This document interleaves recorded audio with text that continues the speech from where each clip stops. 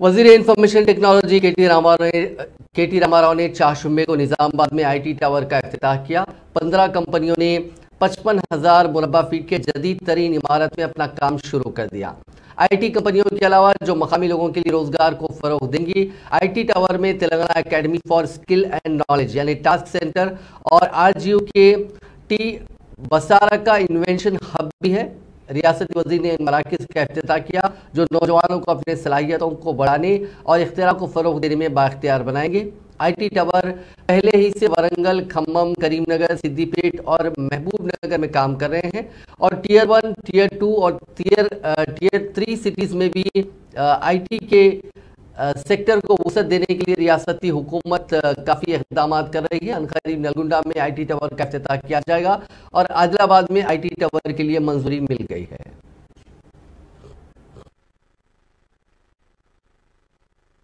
రేవంత్ రెడ్డి ఆయన కూడా మాట్లాడుతాండి ఇయాల రేపు తెలంగాణ ఉద్యమంలో ఉద్యమకారుల మీదకి రైఫిల్ తీసుకొని పోయిన రైఫిల్ రెడ్డి ఇయాల ఆయన కూడా మాట్లాడుతాడు।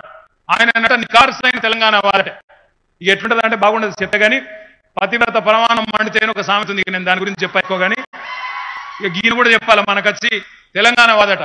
రేవంత్ రెడ్డి నువ్వు తెలంగాణ వాది కాదు, నువ్వు తెలంగాణకు పట్టిన వ్యాధి, తెలంగాణకు పట్టిన జబ్బు దరిద్రం రేవంత్ రెడ్డి కాంగ్రెస్ పార్టీ దిక్కుమాల కాంగ్రెస్ పార్టీ మళ్ళొస్తే మళ్ళీ అడ్డమైన మాటలు చెప్తే నమ్ముదామా ఆగమైదామా ఆలోచించండి।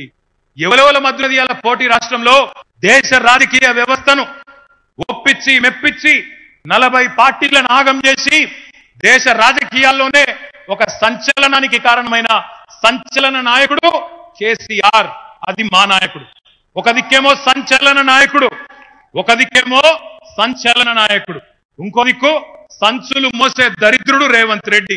వాంతో కూడా మనం మాట్లాడాలి, వాంతో కూడా మనం పోటీ పడాలి। ఆలోచించండి, ఓట్ల కోసం 50 లక్షల రూపాయలు తీసుకొని దొరికిన ఒక థర్డ్ క్లాస్